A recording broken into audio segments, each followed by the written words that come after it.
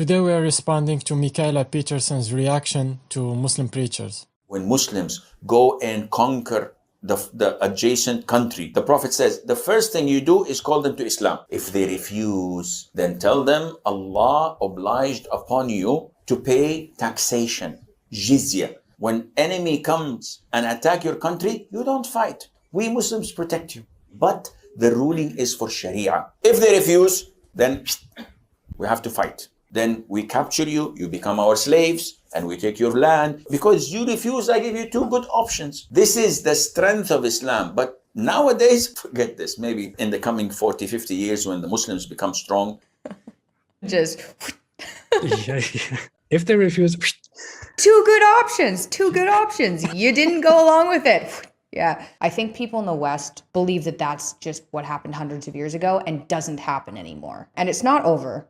For a lot of societies. There is nothing wrong with what Sheikh Asim said. Do you believe that during war they are throwing flowers at each other? What do you mean by people in the West think that's just history? Who cares what the West think or believe? Do you think you have monopoly on the ethics of war? Firstly, let's look at her religion. In Christianity, if you read 1 Samuel 15:3, now go, attack the Amalekites and totally destroy all that belongs to them.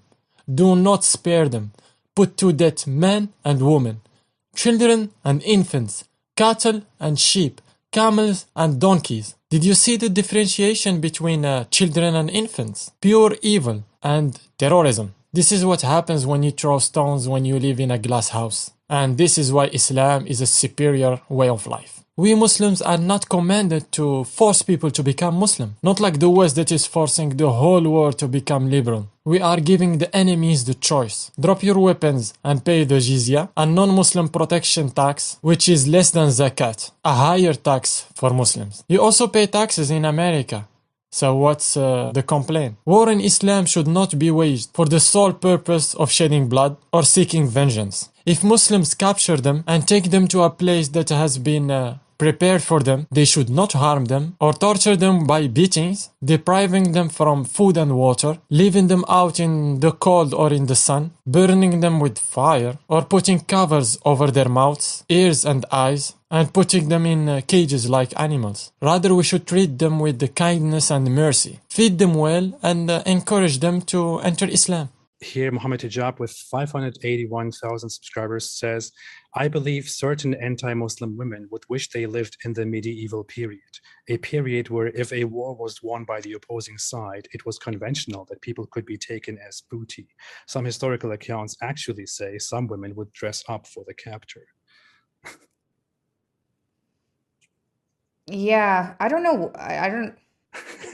He like lives in the UK, right? Isn't he at Oxford? Yes. Yeah. I don't really know what to like. I don't even know what kind of response to have to that. He would like. How does he know? Also, how does he know if he wouldn't even look at me during an interview? Well, he believes. That's what he says. He believes. He believes. Okay, well, that's probably accurate. That's every woman's dream. When I grow up, I want to be a sex slave. Yep. Secret fantasies. Nope. I don't believe these apostate prophet understand what sarcasm even mean. Before explaining the tweet, let's go and read a verse from the Bible. She's a Christian, so she has a zero problem with this. 1 Timothy 2:12, I do not permit a woman to teach or to assume authority over a man. She must be quiet. What does she think of this verse? That doesn't allow her to have authority over man. She must be submissive and not allowed to teach at all. Now, let's come back to the tweet. Brother Muhammad was making fun of the women that are against Islam. The women that are against modesty and against women wearing hijab, but have no problem with the promotion of a naked woman as a product to buy the same way they did during the medieval times. Islam gave honor to women by elevating them from a product that can be bought and sold to an equal human being in the eyes of God. Both Islam and human rights are in 100% agreement that women are accountable if they break the law. And that means Islam and human rights are in 100% agreement that women should be beaten. We only differ on who should do the beating.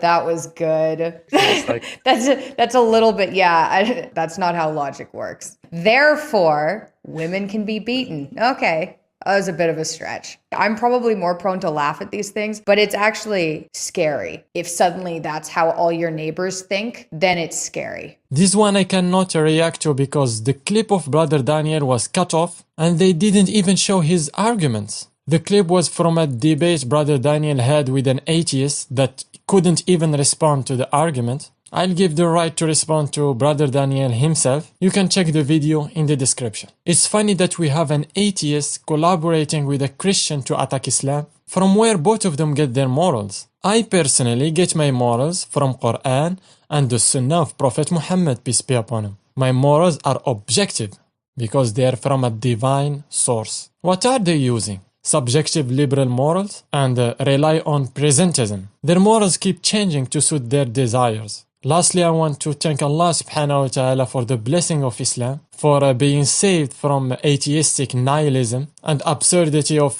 Christianity. If you enjoyed this video, like and subscribe and leave your feedback because it's appreciated. Assalamu alaikum wa rahmatullahi wa barakatuh.